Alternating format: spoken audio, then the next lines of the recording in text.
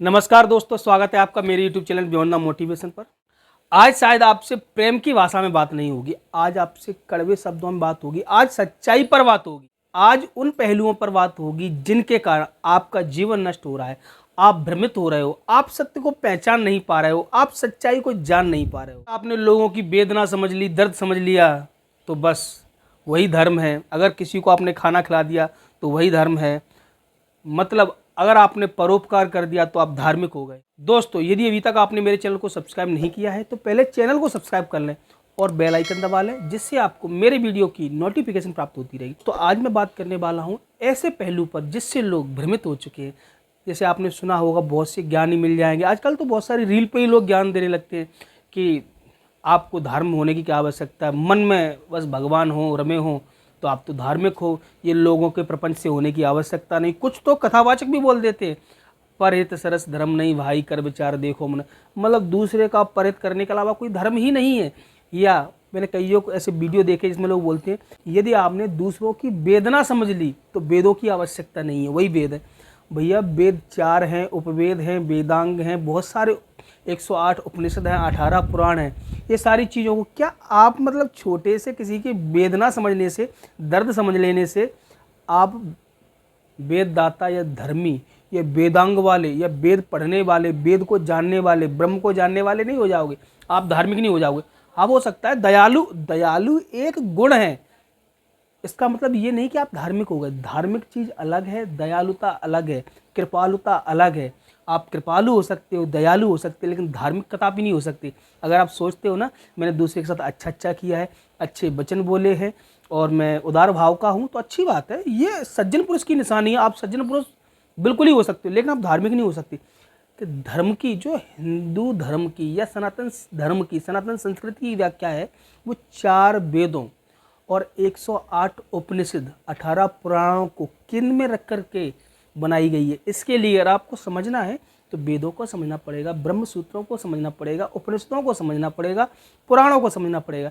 लेकिन छोटी छोटी बातों को लेकर कुछ भी लोग, आजकल तो 6 लाइन उन्होंने लिख के दे दी, छोटी छोटी रील आती है, रील पे लोग ज्ञान दे देते हैं कि धर्म क्या है, धर्म तो फलाना है, ढिकाना है, ये 4 चीज़ें फॉलो करो आप धार्मिक हो गए। और आपको भगवान की प्राप्ति कैसे करनी, ये चीज़ें फॉलो करो आप भगवान की प्राप्ति कर सकते हैं। या भगवान का भजन कैसे करना है, बस मन में श्रद्धा होनी चाहिए। खान पान के लिए भी लोग बोलते हैं कि पृथ्वी पर जो भी वस्तुएं हैं उनको हम खा सकते हैं, भोग के लिए तो है ही। भगवान राम क्षत्रिय थे, वो भी मांस खाते थे।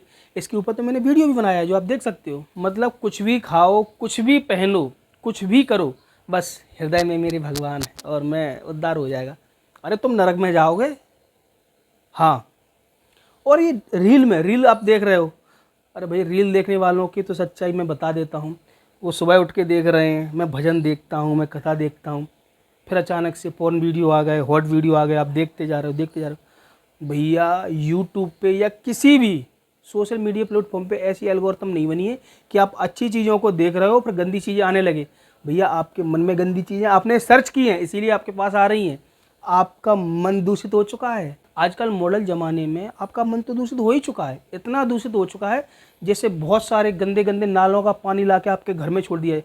घर में नहीं, आपके मन में घोला जा रहा है। वो गंदे विचार, गंदे गंदे चित्र, गंदे गंदे चलचित्र, गंदी गंदी इच्छाएं जो आपके मन में जागृत हो रही हैं, ये सब सोशल मीडिया की गंदी चीज़ों को देखने के कारण हो रहा है। क्योंकि ग्रंथ तो आप पढ़ोगे नहीं, ग्रंथ तो आपको खोलने नहीं है, बस वीडियो देख के।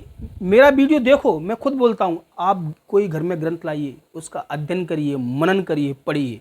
और बोलते हैं भारत देश तो विश्व गुरु था, विश्व गुरु हो जाएगा। भैया विश्व गुरु ऐसे नहीं हो जाएगा कि आप गंदी गंदी रील देख के हो जाएगा।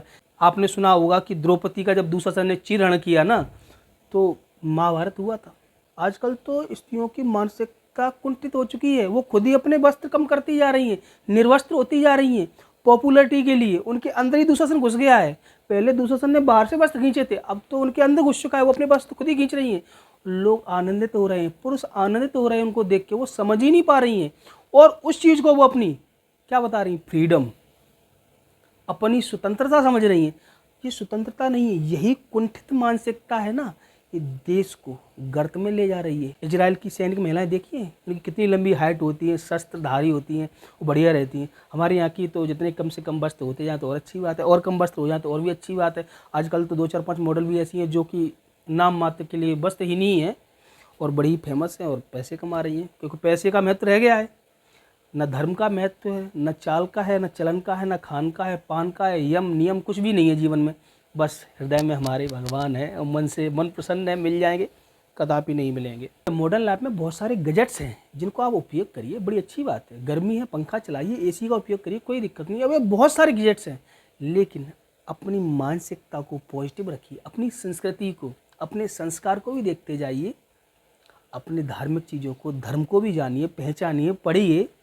अगर आप सोशल मीडिया पे हो या सोशल मीडिया ऐप चलाते हो या यूट्यूब चलाते हो, तो उस पर भी बहुत सारे लोग हैं। मैं ये नहीं बोला कि सब लोग गलत हैं, ये सब स्त्रियां गलत हैं। बहुत सारे लोग हैं, बहुत सारे अच्छे अच्छे वक्ता हैं जो अच्छी अच्छी बातें बताते हैं, उनको ग्रहण करिए। लेकिन किसी की बातें ग्रहण करने से पहले, मैं आपको अपने बोल देता हूँ, किसी की बातें ग्रहण करने से पहले ग्रंथों में उनको झाँक कर उनकी प्रामाणिकता जरूर देख लीजिए। वरना वीडियो से देख के आप अपने आप को अलग तरह से, अलग मानसिक रूप से और ज़्यादा विकसित हो जाएंगे। किसी ने बोल दिया नहीं धर्म में तो ये लिखा था, जैसे कि लोगों के मन में एक चीज़ आती है कि भगवान कृष्ण के बारे में बहुत कथाएं सुनते हैं, वो तो माखन चोर थे, वो तो उन्होंने कपड़े चुरा लिए थे। भैया उनकी, कृष्ण भगवान की तुम्हें ये गॉसिप वाली बातें क्यों सुननी है? क्यों सुननी है कि वो क्या करते थे, क्या खाते पीते थे? अरे भगवान कृष्ण ने तो गीता का सार भी दिया है, उसको पढ़ो ना, उसकी बात करेंगे। नहीं नहीं नहीं, वो नहीं, वो बताओ उन्होंने माखन चोर कैसे किया था, वस्त्र क्यों चुराए थे, उन्होंने स्त्रियों को ऐसे देखा था। क्योंकि हमारे मन में गॉसिप चीज़ें अच्छी लगती हैं सुनना, चुगलखोर हैं हम लोग, पड़ोसी के साथ जो कर रहे हैं वही ग्रंथों के साथ करना चाहते हैं। इसीलिए जो पूर्ण ग्रंथ थे, जो पुराने ग्रंथ थे, आदि ग्रंथ थे, उसमें तो सिर्फ गीता थी, ये तो बाद में लिखे गए हैं। रासलीलाएं वगैरह उन्हीं को हम पढ़ रहे हैं, उन्हीं को आनंदित हो रहे हैं, वो कथावाचक भी उन्हीं को सुना रहे हैं, क्योंकि जो आप सुनना चाहते हैं वही कथावाचक सुना रहे हैं आपको।